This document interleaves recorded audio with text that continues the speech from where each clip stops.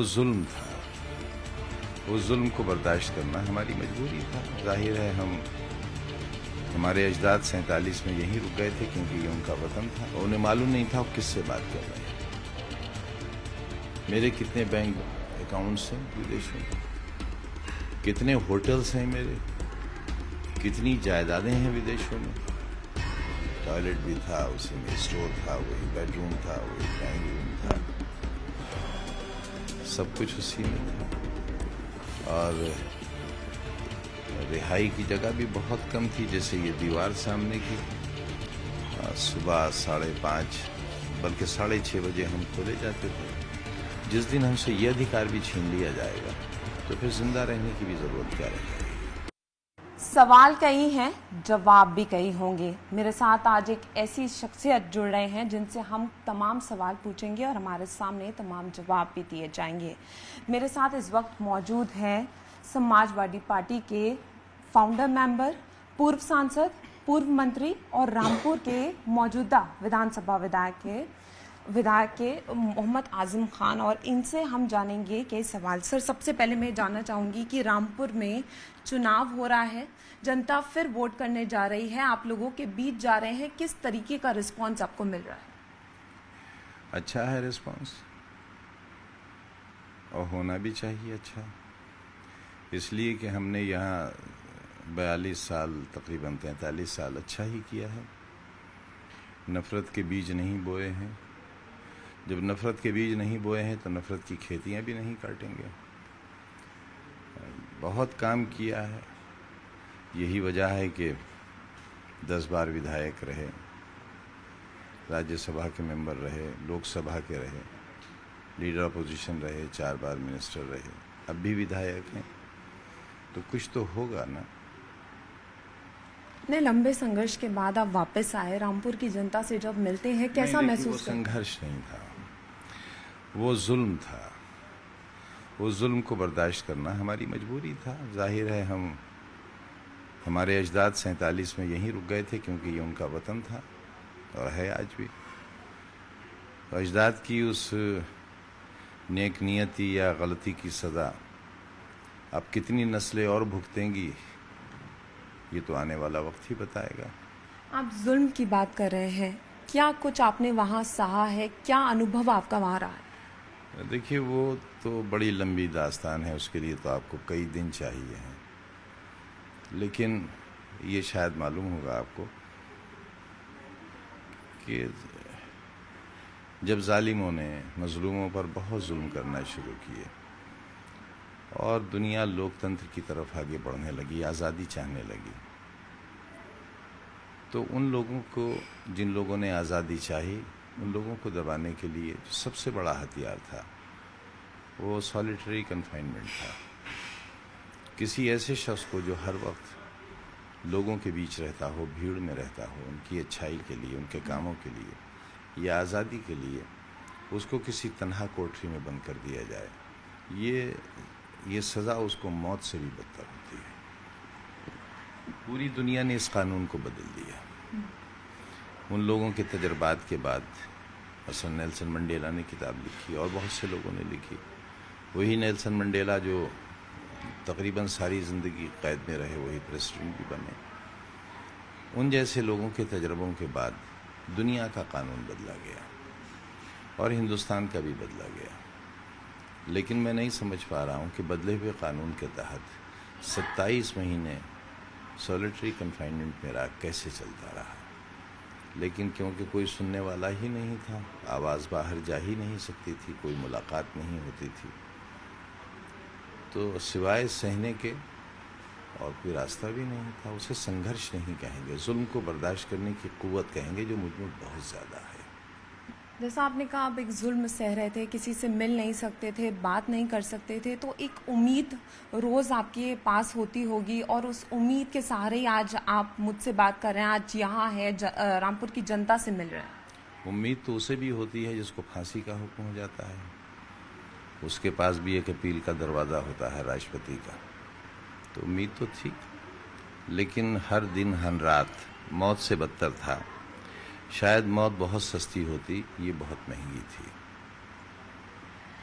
आप जमानत से आने के बाद लगातार यूनिवर्सिटी जाते रहे हैं। यूनिवर्सिटी से आपका एक अलग ही रिश्ता देखा गया है।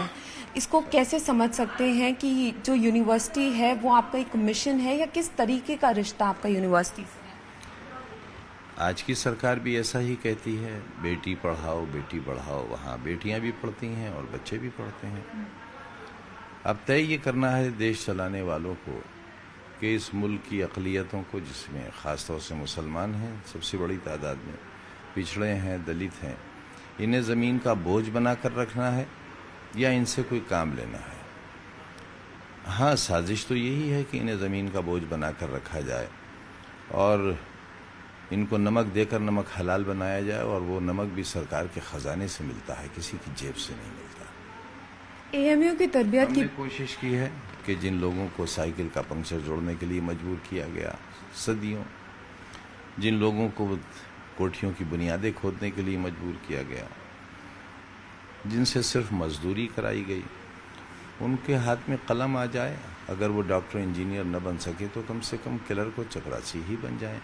जिस दिन हमसे ये अधिकार भी छीन लिया जाएगा तो फिर जिंदा रहने की भी ज़रूरत क्या रह जाएगी। एएमयू यूनिवर्सिटी की तरबियत को देखते हुए आपने ये कदम उठाया, आपने सोचा कि जो तरबियत वहाँ है वही यहाँ भी लाई जाए? कोशिश तो उससे बेहतर की है, कर नहीं सके क्योंकि उस वक्त की सरकार ने सर सैयद के साथ, मदन मोहन मालवीय जी के साथ बहुत अच्छा सलूक किया था। इन लोगों को सर और खान बहादुर के खिताब भी दिए थे। सॉरी, सर सैयद को यूनिवर्सिटी की सारी ज़मीन नवाब छतारी ने दी थी। मदन मोहन मालवीय जी को यूनिवर्सिटी की सारी ज़मीन राजा साहब ने दी थी और उन पर कोई मुकदमा नहीं था। आज मुझसे पूछा जाता है ज़मीनों की मिल्कियत के बारे में। 4.25 बीघा ज़मीन के लिए मुझे माफिया कहा गया और मेरा नाम माफिया पोर्टल पर डाला गया। उस 4.25 बीघा में जब नपत हुई तो 2 बीघा यूनिवर्सिटी की दीवार के बाहर है, 2.25 बीघा ज़मीन का मालूम नहीं कहाँ है। उसके मालिकों से मैंने बारहा कहा कि आप नहीं मालूम है, फिर भी उसका जो भी रेट है, जो इस ज़मीन का रेट है उसके हिसाब से ले लीजिए। तो उन्होंने कहा कि नहीं, जिलाधिकारी ये कहते हैं उस वक्त के कि अगर तुमने ये ज़मीन यूनिवर्सिटी को दी तो हम आज़म खां से भी बुरा हश्र तुम्हारा करेंगे। तो लोग ऐसा नहीं कर सके।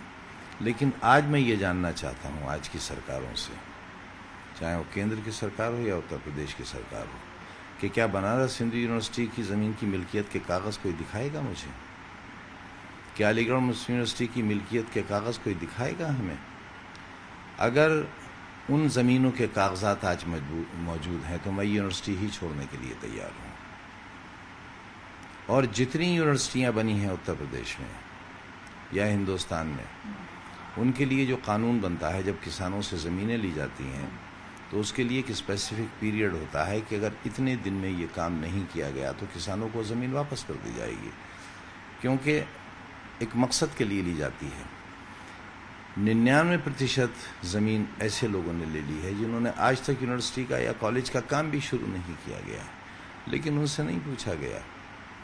मैंने जिसने एक आलीशान यूनिवर्सिटी बनाकर खड़ी कर दी है, उससे ये पूछा जाता है कि आपने ज़मीनों का इस्तेमाल नहीं किया। सारी ज़मीनों पर 5 साल में आपको इमारतें बनाना थीं। कोई जादू था मेरे पास? यूनिवर्सिटी की ज़मीन एक लॉन्ग प्रोसेस के लिए दी जाती है। यूनिवर्सिटी 5 साल में नहीं बनती, 500 साल में, 5000 साल में बनती है। ये तो कंटिन्यूअस प्रोसेस है। नई नई स्कीमें आती जाएंगी, नए नए डिपार्टमेंट्स खुलेंगे, नए नए कोर्सेज आएंगे, नई सोच होगी। तो मैं इतना जाहिल नहीं हूँ। मैं दूसरों की काबिलियत पर उंगली नहीं उठाता, लेकिन मैं इतना जाहिल नहीं हूँ कि मैं कोई जाहिलाना फैसला लूँ। और जिस दिन मैं इतना जाहिल हो जाऊँगा उस दिन इस यूनिवर्सिटी को मैं खुद ही बुलडोज कर दूँगा। आपने बुलडोज की बात कही, और अगर यूपी और देश की राजनीति की बात करें तो बार बार बुलडोज़र का जिक्र उठता है। इलाहाबाद में जो हुआ उसको किस तरीके से देखते हैं?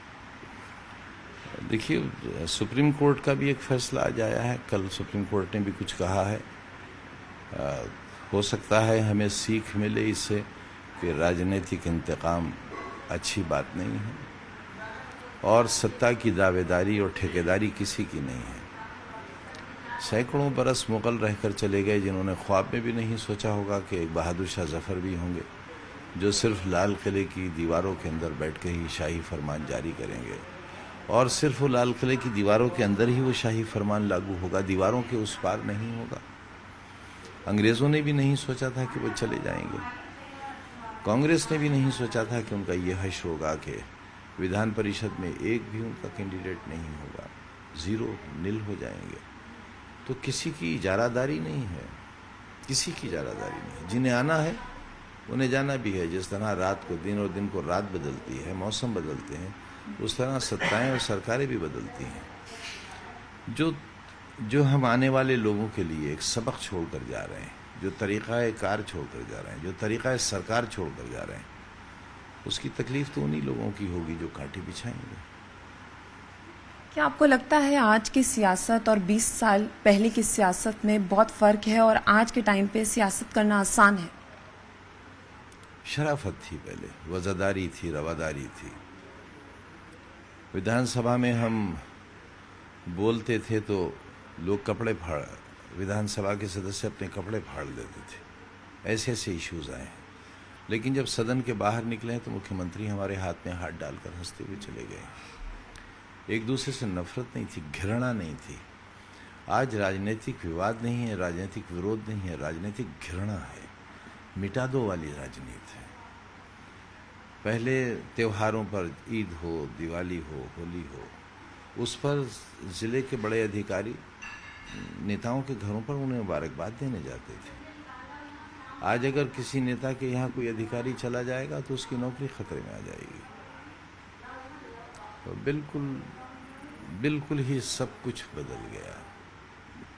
आज जुमा है, जुमे की नमाज के बाद जिस तरीके से प्रदर्शन हुए और आज यूपी में कई राज्यों में हाई अलर्ट भी, इसको किस तरीके से देख रहे हैं? क्योंकि कई जगह देखा जा रहा है सिक्योरिटी बहुत टाइट है, इसको कैसे देख सकते? ये माहौल किसने बनाया है? इसके लिए कौन जिम्मेदार है? जो भी जिम्मेदार है उसको सोचना चाहिए ये हालात क्यों पैदा हो रहे हैं, किस बुरी तरह से बिहार जल रहा है इस वक्त। उत्तर प्रदेश में भी उसकी आंच आने लगी है। तो ऐसे फैसले जिनसे पूरे प्रदेश झुलसने लगें, वो नहीं लेना चाहिए, उन पर विचार करना चाहिए। आग से कभी आग नहीं बुझती, नफरत से कभी नफरत नहीं मिटती। आग के लिए पानी की ज़रूरत है और नफरत के लिए मोहब्बत की ज़रूरत है, जो शायद बहुत कम रह गई है। आपकी अखिलेश यादव से मुलाकात हुई, क्या सब कुछ ठीक है? कैसी रही मुलाकात? नहीं, गैर ठीक तो मैंने कभी भी नहीं कहा, और वो मुलाकात भी कोई ऐसी नहीं थी जो शिकवे शिकायत की मुलाकात हो। मैं बीमार था, देखने आए थे। अगर हम बात करें, अखिलेश यादव और शिवपाल यादव आज तक साथ नहीं आ पाए हैं, दोनों के बीच दूरियां हैं, तो आपको क्या लगता है, इस पर आपकी क्या प्रतिक्रिया? बेहतर होता दूरियां ना होती, लेकिन किसकी कम गलती है, किसकी ज़्यादा है, ये तो अभी मुझे जेल से आए चंद रोज़ ही हुए हैं, और आते ही मैं अपने इलाज में मसरूफ़ हो गया, और फिर चुनाव में भी वक्त देता हूँ, यूनिवर्सिटी और स्कूलों को भी देखता हूँ। तो अभी मौका नहीं मिला है, लेकिन कोशिश करूँगा इस बात की कि बिखरे हुए तिनकों को एक बार फिर आशियाना बनाने के लिए तैयार किया जाए। क्या आपको लगता है ये बिल्कुल सही वक्त है कि दोनों को एक साथ आ जाना चाहिए? देखिए, जब आ जाए तभी सही वक्त है। राहुल गांधी से ईडी लगातार पूछताछ कर रही है। आपने भी कहा कई जुल्म आपके साथ हुए। ये जो सब सिनेरियो जो चल रहा है अभी, इसको किस तरीके से देखते हैं? क्योंकि कहा जाता है कि जहां भी कोई प्रचार करता है या कोई अपनी आवाज उठाता है तो उनके घर ईडी पहुंच जाती है। इसको किस तरीके से देखते हैं? अब ईडी की खूबी के बारे में इससे ज़्यादा मैं क्या आपसे अर्ज़ करूं कि 5 महीने मेदांता हॉस्पिटल में रहने के बाद जब मैं सीतापुर जेल वापस आया, और वहाँ भी 5 महीने एक कमरे में बंद रहा, सेंट्रली एयर कंडीशन हॉस्पिटल था, सिर्फ एक शीशा लगा था, सील्ड, जिससे पता चलता था कि दिन है। दरवाजे के बाहर कदम नहीं रख सकता था, 5 पुलिस वाले दरोगा बैठे रहते थे। 5 महीने एक कमरे में बंद रहना शायद किसी इंसान के लिए मुमकिन नहीं है, लेकिन मेरे लिए रहा। मैंने आपसे अर्ज़ किया ना, क़ुव्वत बर्दाश्त बहुत ज़्यादा है। और जैसे ही मैं गया, मैं बैठ भी नहीं पा रहा था कि 8-8, 10-10 घंटे का मुझसे इंटरोगेशन हो रहा था। तो जो सवालात मुझसे पूछे गए थे वो आप सुन लीजिए। विदेशों में मेरी कितनी कोठियां हैं, शायद उन्होंने मेरे गली का ये घर नहीं देखा था, और उन्हें मालूम नहीं था वो किससे बात कर रहे हैं। मेरे कितने बैंक अकाउंट्स हैं विदेशों में, कितने होटल्स हैं मेरे, कितनी जायदादें हैं विदेशों में। तो मैंने बतलाया कि मेरे 2 बैंक अकाउंट हैं, एक क्योंकि मैं एमपी भी रहा हूँ 2 बार, तो एक पार्लियामेंट का है और विधानसभा का 80 से सदस्य हूँ, तो लखनऊ में मेरा। इसके अलावा मेरा ज़ाती बैंक अकाउंट दुनिया में कहीं नहीं है। अगर कहीं है तो आप ले लीजिए। अगर हिंदुस्तान के बाहर मेरे इस घर के अलावा कोई घर है तो वो भी आप ले लीजिए। और ये भी कहा मैंने कि मुझे तुम्हारे सवालों पर गुस्सा नहीं आ रहा है और ना ही अफसोस हो रहा है, बल्कि मुझे इस बात पर शर्म आ रही है कि मैं कहाँ पैदा हो गया। मेरे ख्याल से काफ़ी है ये जवाब। जेल में जो लोग आपसे मिलने नहीं आए, क्या उनसे कोई शिकवा है आपको? जेल में तो मिलने इसलिए नहीं आए कि मुलाकातें ही बंद कर दी गई थी। मेरी वजह से पूरे उत्तर प्रदेश के बंदियों को जो सज़ा मिली है, मैं उसके लिए उनसे माफ़ी चाहता हूँ। मेरे सीतापुर जेल के बंदी बहुत दुखी थे कि मेरी वजह से उनकी मुलाकातें बंद हैं, ताकि मुझसे कोई मिलने ना आए। लेकिन वो इस बात से भी खुश थे कि मैं उनके साथ बंदी हूँ। जेल में जो सुलूक आपके साथ हुआ, क्या 1-2 अनुभव आप हमारे सामने रख सकते हैं? बहुत छोटी सी कोठरी थी, उसी में टॉयलेट भी था, उसी में स्टोर था, वही बेडरूम था, वही ड्राइंग रूम था, सब कुछ उसी में था। और रिहाई की जगह भी बहुत कम थी। जैसे ये दीवार सामने की, सुबह 5:30 बल्कि 6:30 बजे हम खोले जाते थे और 7:30 बजे डबल लॉक में हमें बंद कर दिया जाता था। खाने में हमें दाल का पानी मिलता था, उसमें दाल के दाने ढूंढना मुश्किल होता था, बदबू आती थी उसमें से भी। और रोटियां भी ऐसी होती थी कि शायद आपके घर का कुत्ता भी नहीं खाएगा, खाते थे।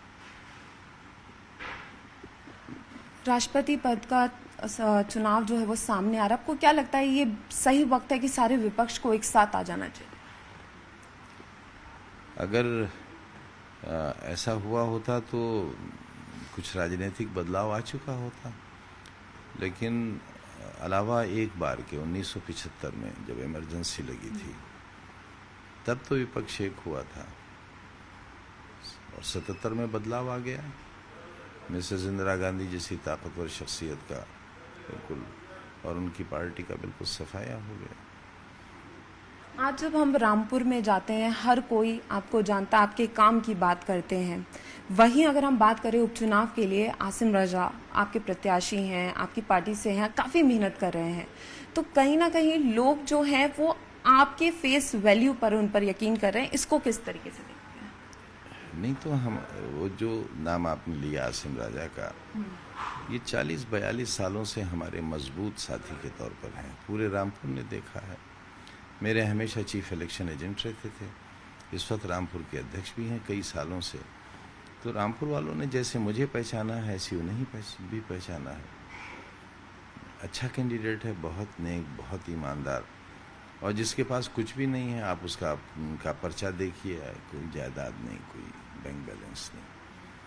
घनश्याम लोधी आपके साथ काफ़ी टाइम रहे हैं, आपके करीबी रहे हैं, क्या ये करीबियत थोड़ा नुकसान पहुंचा सकती है उपचुनाव? नहीं, देखिए, करीबी तो हमारे वो नहीं रहे। हमने एक अच्छा सलूक किया था, और वो इस बिना पर कि मैं राजनीति में बंटवारे के पक्ष में रहा हूँ। मसलन मैं मंत्री था तो मैं चाहता था कि ज़िला अध्यक्ष दूसरे धर्म का हो, दूसरी ज़ात का हो। मुस्लिम एमएलएज अगर हैं यहाँ तो हिंदू एमएलएज भी हों। अगर नगर पालिका के अध्यक्ष एक ज़ात के हैं तो दूसरी ज़ातों के भी हों। आप अगर कम्बिनेशन देखेंगी तो पूरे ज़िले का आपको इसी तरह का मिलेगा। उसी के मद्देनज़र हमने लोधी बिरादरी जो अच्छी खासी तादाद में है हमारी, उनको ये संदेश देने के लिए लोध साहिबान को कि हमारे लिए वो गैर नहीं हैं, अपने हैं।